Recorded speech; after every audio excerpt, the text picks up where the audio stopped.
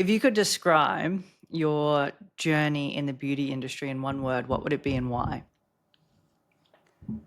Ooh, I would say, oh my God, that's a hard one. So, in one word, I would say unexpected. Oh, I like that. Um, yeah, unexpected, or I'd actually also say just organic in the sense it's been a very just natural, steady growth for me as a founder.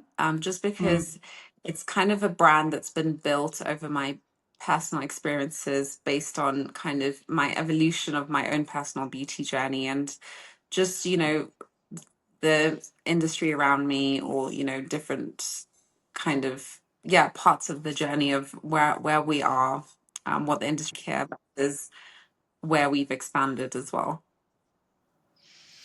You're based in the UK, correct? No, I'm actually based between Kenya, the UAE, and the UK, with Oh, Kenya our main bases. So I'm actually currently in Kenya, Nairobi, Kenya. Back. I love it. So Canvas Beauty, cosmetics, sorry. What made you want to jump into the beauty world? So I think as a woman, when I started, I actually never used to wear very much makeup. This was like around 5 years ago. Mm, I was always, I guess, I guess we're all consumers in terms of following brands and stories. Marketing's my background. So at the time so I live predominantly in Kenya. So at the time, with Instagram being one of the main platforms, we'd see all these beautiful beauty brands, independent beauty brands, kind of blowing up in different areas of the world. And the main thing that came along with it was the inclusivity, but diversity, but also the brand founder stories. And mm, that's kind of what drew me to these brands. Like, I wanted to be a part of a brand that stood for something that actually catered to different skin tones, skin types, and actually were, gentle on your skin.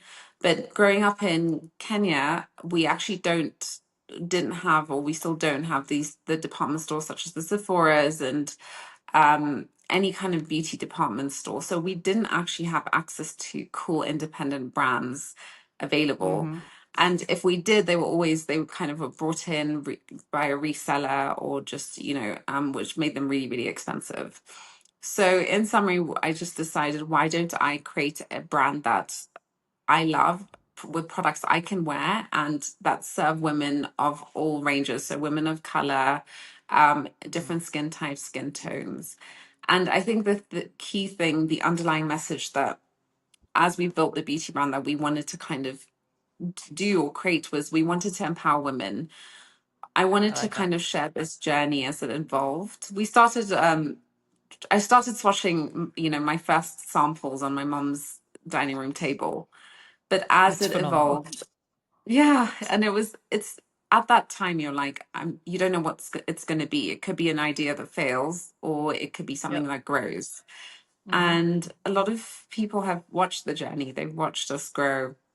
They've seen where we started from. And I think the biggest thing is to be an example that, you can do it all. Like, you can achieve what you want to, or it's possible. Mm. When you were sat at your mum's counter doing your first samples, what was it like in that moment for you, knowing that it might not be something, but it could be? It's almost like it was too tiny to really believe, because you're just like, Mm. okay, I have this. But when you Yeah. kind of look way ahead and all the steps you have to climb up the ladder, it's like, is this really going to happen?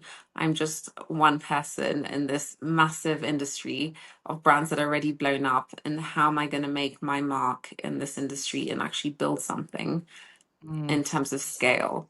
So, yeah, it just seems like a tiny idea, but then it's almost overwhelming to see where you want to kind of grow it to. But then Mm. you just take one step at a time, and you just look ahead at that one step that you have to take instead of looking at the entire journey that you need, the entire how big you need to grow, or just getting overwhelmed. Like the mountain, looking at the mountain and realizing how big Yeah. it is. Yeah. instead of just the small little tasks that you have to do in order just to begin. What Yeah. was the hardest part about starting a beauty brand from scratch? To me, it's like one of the most competitive markets almost. Yeah, I think well, we're totally kind of like self-funded till now. So Wow. I think it's being able to really just compete on a larger compete at the scale of, the really popular beauty brands that have millions of dollars in marketing budgets and things like that. Yep. But again, it's not a challenge, it's also like a benefit, because I think when you just look at kind of who you want to be as a brand, and you Mm, don't overcomplicate it, you just focus on your own road, your own path, and just not not chasing, like, it's not about the money, it's about, okay, every customer you convert is your kind of win. So yep. focusing on genuinely wanting to grow in your, grow your tribe, grow your circle, um, proving that, every product, like enjoying the fact that products love you, customers love your products, and just Yep. thriving on that, your journey, then it's, it just, that's second nature, then your growth. But yeah, I Mm, think challenge is the size of the beauty industry, the budgets of the bigger kind of players, and being a starting independent brand and starting to grow in a market that, you know, is competitive and does have dominating players. But that's mm. where then, to know you're a good beauty brand, you've kind of captured that niche and you filled a space that hasn't been filled yet. I swear you said this earlier, but just in case I missed it, what is your niche, or how do you stand out from the the market that's currently there? So as a brand, we're vegan, we're cruelty free. We focus on women of color, so providing Mm, shades, formulas, and just products that will serve them. So, for example, we are in Africa and we are in the UAE, and we focus on everything from climate to the lifestyle of the woman. So the fact that she's on the go, the fact that she's playing multiple roles, the fact that she needs to her days are, over 12 hours. So these are all the mm, aspects of a woman's lifestyle that we make sure that our products fit and work for these women. So we say mm, we are for the on the go women, and the we understand the extent of how much women have to do. And so even when it comes to our main campaigns and how we're messaging, we are focusing on empowering women, and we say we understand you'll be stressed, you're under pressure, you have to be a mother, you have to be a wife, you have to be a bread earner, and we understand it's not perfect, and we're mhm, not about being the perfect poster billboard and having that perfect model. We're here to empower you, we're here to kind of go through your day with you, go through your struggle with you, but you know what, that red lip is that tool for you to go out there and own it. Or that we have a fierce power mascara, and it's animal print that represents being from Africa, but also that mm. inner animal inside you. So I you like put it. that on, and you wake up, and yes, it can be a tough day, yes, it can be horrible, yes, you even may cry, but you know what, this is helps you feel strong and wake up and say, okay, I can face whatever comes my way today. Mm. I really like that, and how defined you have your customer to know what she's like, how she spends a day, and the it's the little things that make women, in my opinion anyway, like the right lipstick or the right shade of blush or anything like that. It can just pull us together in the moments that we feel like everything's falling apart. Yeah. What were your hardest struggles when you were starting to now? I think there's always like a tiny bit of self-doubt in any kind of entrepreneur's mind. It's like the Yeah. what if. So, what if this doesn't work? What if I launch and no one, orders? And it's kind of like yeah, that tiny kind of those tiny voices in your head that are like, oh, I'm not sure, like, should I jump straight in, or, what am I doing? And, Mm, but it's just a tiny piece that, as an entrepreneur, and when you've been doing this for a while, you learn to overcome, or you learn to kind of, phase out. But mm, definitely it's like you're consistently out of your comfort zone. yeah. To stand there and want to try to sell something to a customer, it's a little bit of vulnerability. It's a little bit of, if you've never done it before, a little bit of insecurity, a little bit of imposter syndrome. So these are all the things that I think every entrepreneur faces, especially Mm, when and also you're putting yourself out there. You're saying, mm, hey, this is me, I'm launching this, and the world is watching. And so to others, you realize to others that's brave and inspirational. But when you're doing it, when you've invested in a product line, or invested in this launch, or, put so much of you have so much of your skin in the game, I think you have to be brave. And, it's that kind of, that bump in your head that you have to overcome, that like bump of doubt, or, mm. just what if it doesn't work, kind of a thing. Were there any moments where you weren't brave? Um, I don't think so. 'Cause I always tell myself I'd rather have just done it, instead of wondering what if. It's that famous Yeah. saying, but it's having no regrets, because I think that the moves that, you've just kind of jumped in with both feet, are the ones that have helped me get kind of like made those pivotal steps in, in the brand, and growing the brand, and growing the company. Mm, Um, but yeah, I think it's just, again, when you also have a business, there's always going to be elements, whether it's um, production, or HR, or, various setbacks in the actual running of a business. You just have to know how to deal with those problems and just get through them. mm. And yeah, never wait for it to be perfect. I agree with that one. Perfection will kill all progress because perfection doesn't exist. Yes. You also own a PR and marketing company. How did that play into your cosmetics line? So yeah, branding, marketing, and product development, and entrepreneurship has always been my background. Mm, So I think there came a time, I had my agency first. I've had it for around 10 years. I recently merged with my now partner, but 10 years ago, I realized I'm doing all this for all these great brands and companies, and why aren't I doing it for myself? But I never really oh, found the right opportunity, or the right kind of thing to go into. And so through one of our clients, and doing market research, we found this gap in terms of, in Kenya, in terms of having mm, an independent brand with um, first-hand customer experiences, so customers can actually get to experience the brand in retail, or, in person, as well as having it affordable.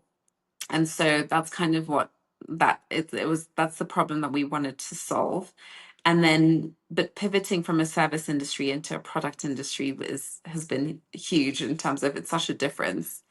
um but it really helps, because we built the entire brand in house. mm. Everything from our marketing, to our packaging, to all our campaigns, to even, our business plan was developed in house. So I think that's been a really good gift, or a really good bonus. Because otherwise it Definitely. would cost, it would cost an arm and a leg for an entrepreneur that's not familiar in that space to kind of develop. Can we go into that a little bit more? What would it look like if if I had no idea in the PR and marketing space? If I'm jumping in to build my business, what does it look like on that side? So we work with a lot of entrepreneurs, especially high performance women leaving corporate and starting their own. And the Mm, first thing before anything is mindset. So you need to have that mindset shift, because it's so different to think, moving from like a place where you have a job, a steady income, maybe like a set role, and you're kind of focused on one part of a company or business within your role. And then you're moving to this place or this lifestyle where no day's ever the same. You have to play multiple roles at the same time in your company. You're dealing with everything from what your, like if I'm talking about as a beauty founder, what your shelves look like, to what your barcodes are, or what the shipping is, or Yeah, or product formulation, or whatever it is. So really, you're thinking seven things at the same time, and that's how your brain is permanently working. There's no switch off, and there's no 9 to 5, and there's also no one to turn around and complain to. So yeah, it seems glamorous, but we always say it's not. But I think it's the most fulfilling thing. I agree. I agree. It To me, entrepreneurship is the fast track to self development, and it's I think once you've experienced it, going to work for somebody else is not a vibe. It probably seems harder. Yeah, Yeah. totally. How long has your cosmetics company been around? So I think we're reaching 5.5 years old. We're going to be 5.5. So it's still quite young. Very, Um, yeah. very. And are you looking to expand into other markets as well? Yes. So we have a big retail presence in Kenya, and Mm. we've been online, we've been shipping online. We have our warehouses in the UAE, and we're looking at physical retail outlets this year. Oh, But nice. we've been in the UAE for a while. In fact, we were Cosmo Middle East named us one of the best beauty launches for 2022 in their print issue. I think it was August 2022. Um, so yeah, we've had a lot of traction in the UAE already. We have a lot of Mm. customers that love our products. But now our next move is to be available physically in store. That's huge, phenomenal. Thank you. When when you mentioned, well, we've just discussed, sorry, earlier about entrepreneurship being all consuming. There is no 9 to 5. You don't switch off. It's like with you all the time, which can be obviously all consuming. How do you maintain, I don't like the word balance, but balance to avoid burning out? I'd love to say that I do, but I don't think I've perfected it yet. Um, Mm, I think it actually takes up most of my day. I try to, and you go through patches, right? So you just have to be aware. So the last 2 months, I think I've just been way too much, like at my desk for way too many hours. So I've tried to yeah. add, forced routines into my day now. I said, okay, I'm going to make time for working out. I've booked, Pilates classes, so I can't cancel them. Mm, I need to work. I know I've been working on kind of like the switch off from, my phones, and just have that screen, like have a break from screen time. The main thing is I've been trying to practice being more present. So yeah. even though you're working a lot, or I don't think there's a balance in hours of how much or little you're working, but the main thing is just being present in that moment of what you're doing. So it could be that one meeting, but you're not focusing on, a million other things going on, or a million other to-dos. Or it could be that cup of coffee. It could be that phone call with your mom, or, it could be a meal with a friend or a partner or something. So it's just trying to really be there. And so I do that with work, and I try to do that with my personal life as well. And I think then you just have more of a softer pace, or more of a calmness to you, rather than, high stress Mm. cortisol levels. How do you stay creative? Like, because your industry is highly creative. How do you stay creative and inspired while maintaining the pressures that come with every other role of owning and running a company? So I think in both, are you talking about the beauty or the The beauty, sorry, marketing. yeah. Well, actually both, Um, because both of them are creative in different ways. yeah.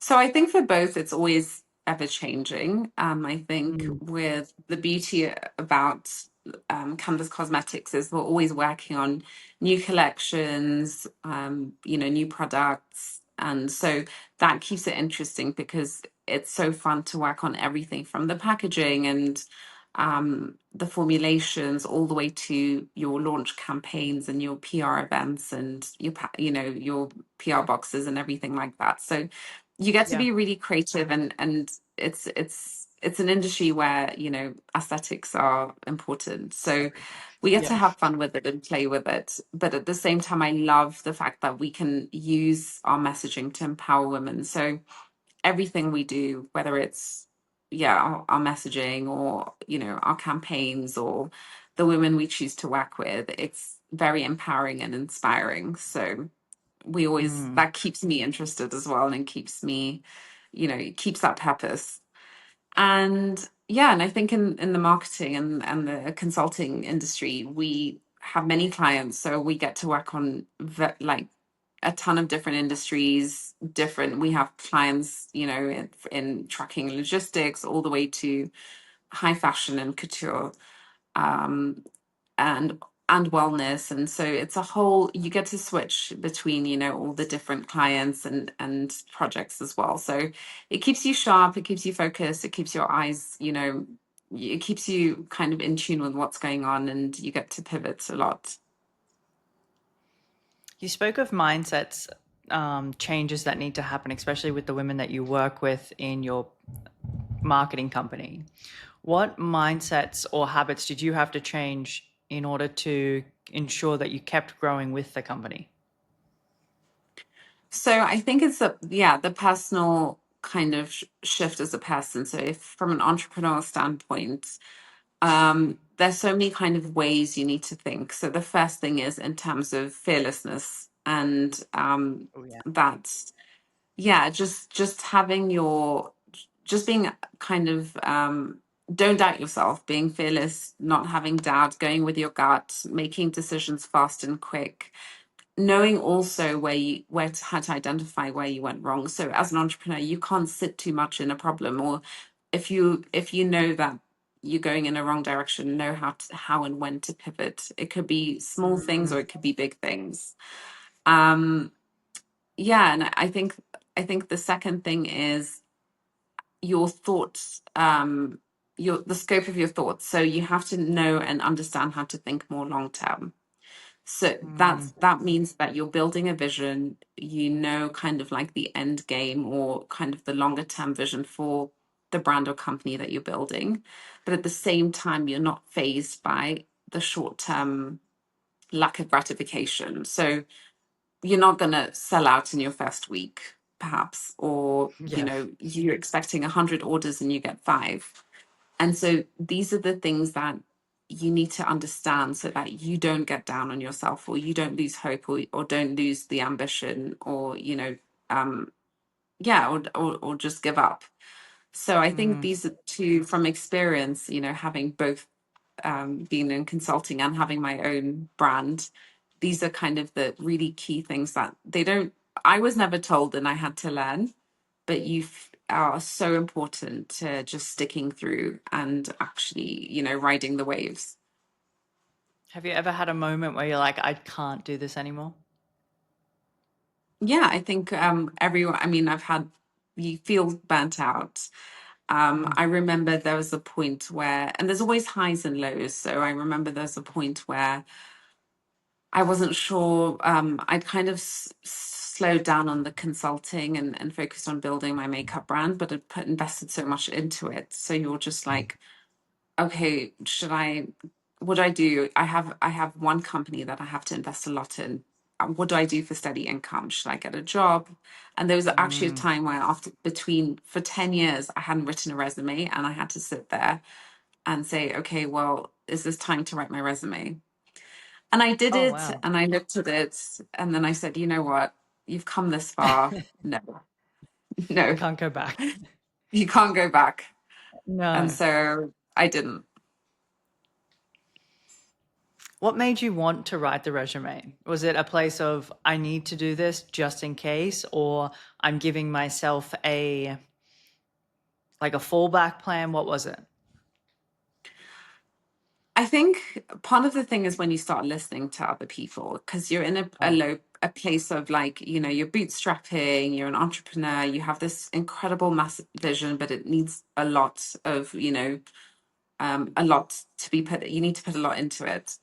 And so people, there's a few people that were like, well, she has a job and she's earning this and it's so comfortable and she can, and then you start thinking, well, okay, if I had a steady income, if I worked for a multinational, an NGO, and I had all these perks and benefits, I could actually live a normal life where you can actually budget and do things because you have a steady salary. And as an entrepreneur, you're so used to being in this kind of environment where it's very high risk.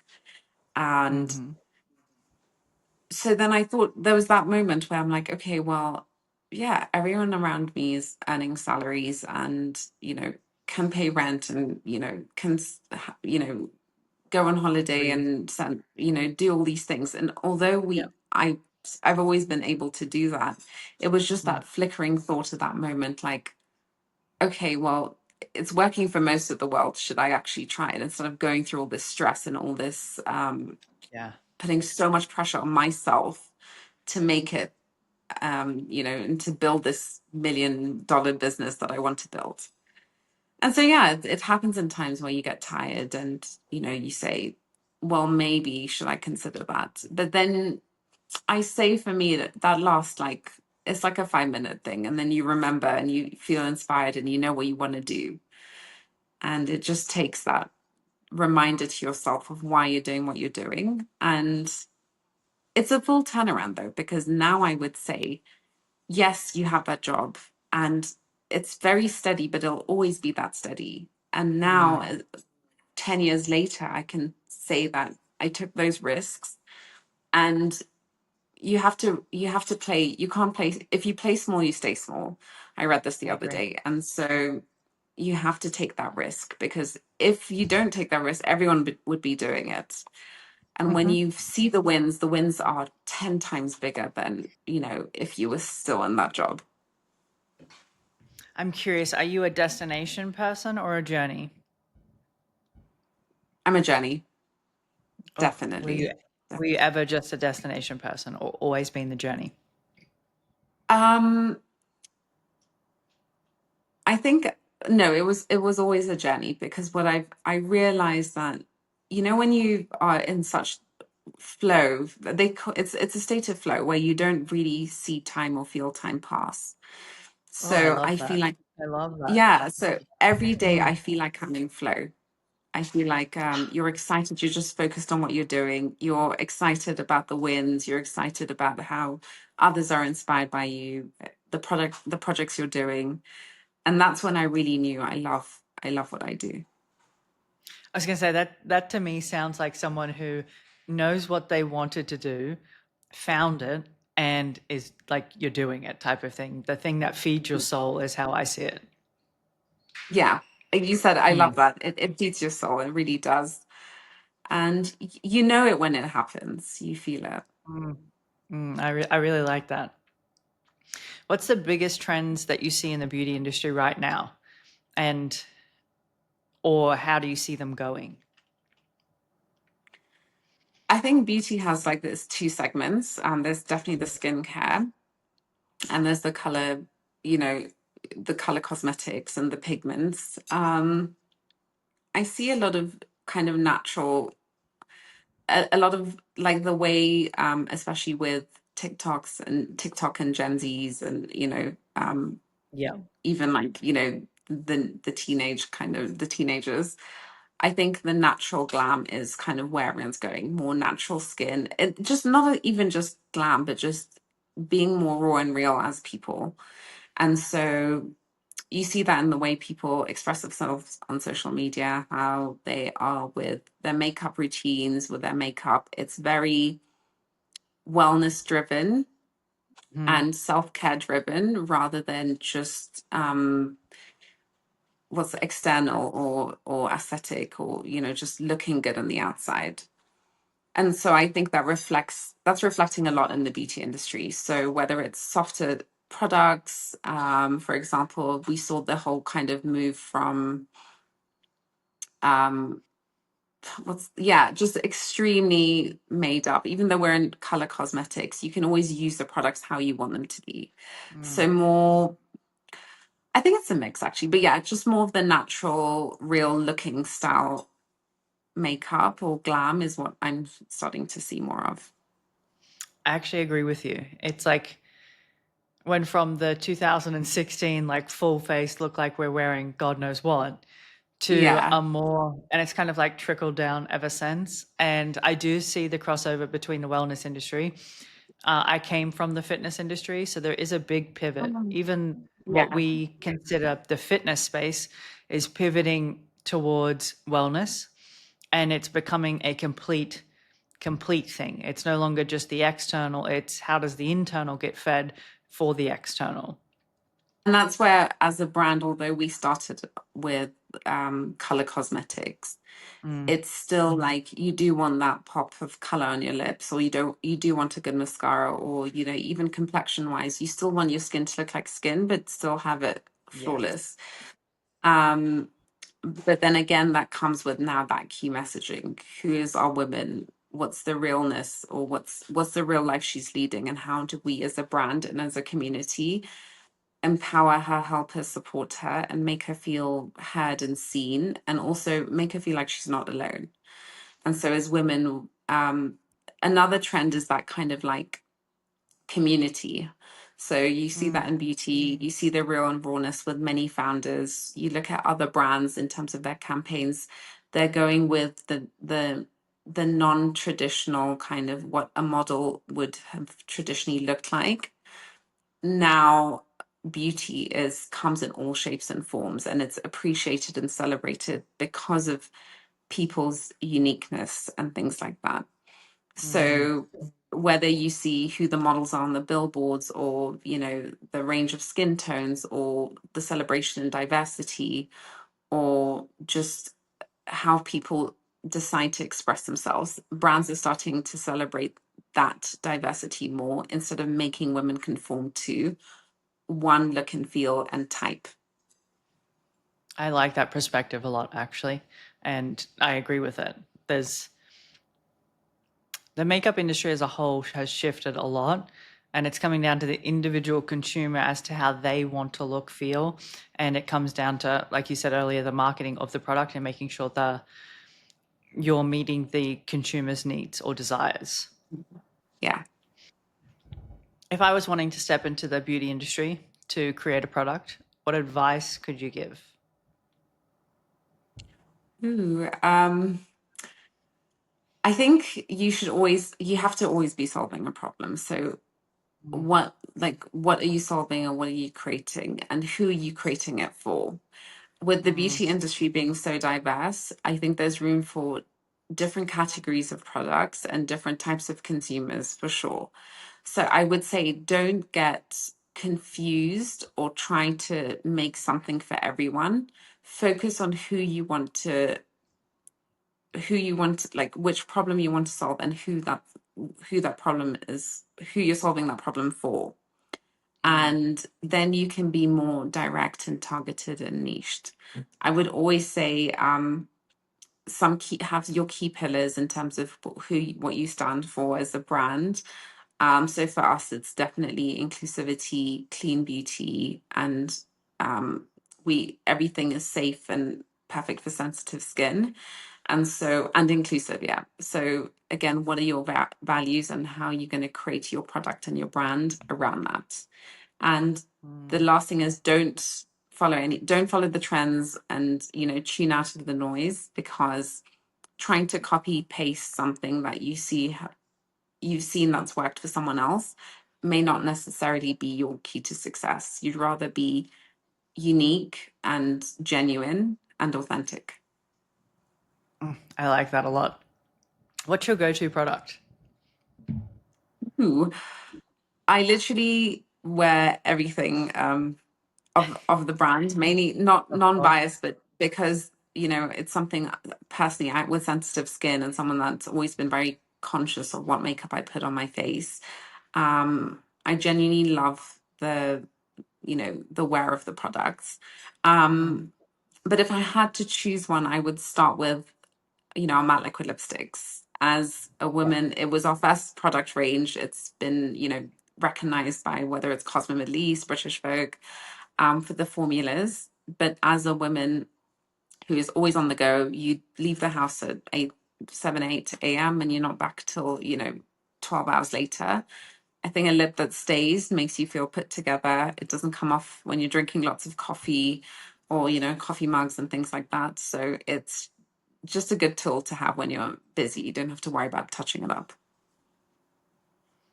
If you could give advice to your 18-year-old self, what would you say? Um, I would have said that don't just to be myself more unapologetically. So, not to care less about what people think, or to care Mm, less about trying to be who someone else wanted. And if I'd done that sooner, I would have made more fearless decisions earlier. But then again, I think, with age comes with experience, and with experience comes wisdom. So I don't know. I think mhm. timing is everything. So it definitely, everything happens at the right time for a reason. But I would have I would have told myself to waste less time worrying about what other people thought. Do you still worry about what other people think, or is it less noticeable now? I think I do to some extent, in terms of, I think there's always that, voice in the back of your head. Mm, But definitely less, because I feel more sure of who I am and who I want to be.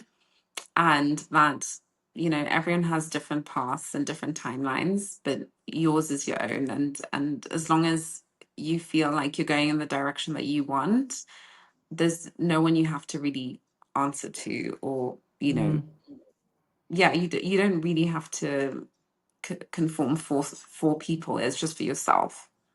mm. How did you know you were on the right path?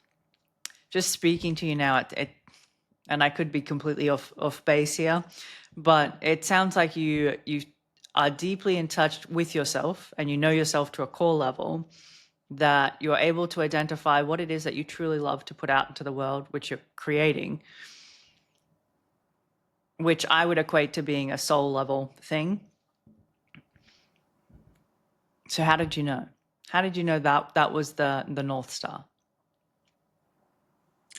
I think along the journey, at times where I felt it was tough or I was doubting myself, there was always one thing that would happen, one tiny thing. So even if you're doubting, oh, well, should I go down, should I continue being an entrepreneur? That evening, I'd get a message from a follower saying, you don't know how much you inspire me, or just something just as like make you realize, or just switch you back into like, actually, I'm doing okay, and I'm great, and I didn't know that other people were following my journey or feeling inspired and things Mm, like that. So there's always something, or it could be a low day, and then all of a sudden an email pops into. I remember having one of my low days when we first started, the BT brand, and I open up my email, and it's an email from British Vogue. So it was just so many small things that when you're kind of knee deep in your own journey, you kind of forget to kind of zone out or zoom out and just look at how far you've come.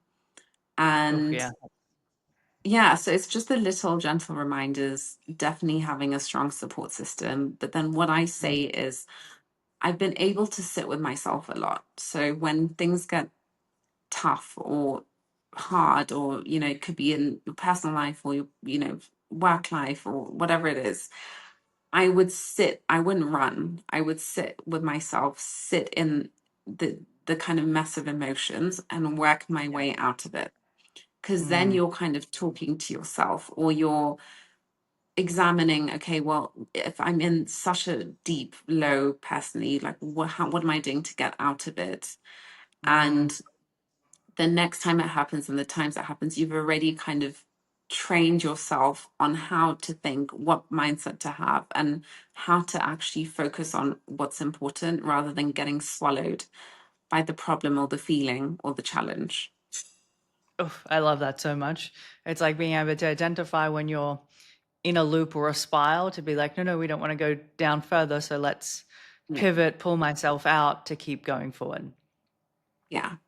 But that takes practice as well. It's so hard because you can just break down or you tend to whatever, go into, I don't know how people like in terms of coping, but it takes a Yeah, lot of whatever the mental coping strength mechanism is. and Mm. yeah, a lot of strength, a lot of practice, and a lot of mental grit to be Mm. able to stay kind of stable and just crawl out of it. Yeah. I have one final question. If you could have dinner with any female entrepreneur, who would it be and why? Ooh, I would say Connor Walker Oh. of House of CB. Hmm. She is an entrepreneur that I've admired for such a long time. She's built, $1 billion clothing brand from, I've watched her journey. I wear her clothes. I love the ethics of the brand. I love how she's not fallen into this price war of fast fashion and she's stuck to the ethos of the brand. And she just is so humble about it. And, I think last I read, she sells a dress every 3 seconds now. So, yeah, Yeah, obsessed. her brand, I agree with you. Her brand is phenomenal. Clothes Yeah, stunning.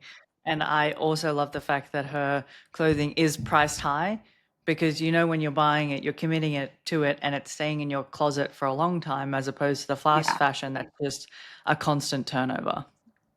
Mm. yeah. And I've never felt quality like how they um I should I should be a brand ambassador. No, but I genuinely love I purchase everything and I genuinely love everything. But the quality, but also they've kept that feminine edge Yes. as Yeah. well. They've It kept it, and not many brands have kind of stuck to that. yeah, I think there's one other that I'd probably put on the same. It's Odd Muse, and I think she's based Yes, in London as well, or the UK. yeah, yeah, and she's Mm. actually younger, like in terms of how old the brand is. Yeah. I love how she grew her brand and how she leveraged her personal brand and the power of social media to just Mm. grow that. But Yeah, yeah, from a no, no, please continue. definitely two. And what I admire about Connor as well is how she scaled. So I think the scariest part of a business is being able to scale and maintain. It's so Mm. easy when you're a small brand and you kind of like, are a startup, especially if you're product based. Mhm. And so you're able to kind of just produce small batches, sell. If it doesn't sell, it's fine. The risk wasn't very high. And now, she's in LA, she's in the UK, she owns multiple warehouses. They're doing everything from their entire production line and supply chain. And these are all things I'm like, oh my God, I need to ask how she does it because it's amazing. Yeah, it's there's always like obviously there's always someone bigger than you doing something on a larger scale, but it's so I like from my perspective so phenomenal to see any male or female operate at that level because it means it's possible. Yeah. Mm. And the other person I would say is Emma Greed, or I don't know if I've said it right. Emma Greed.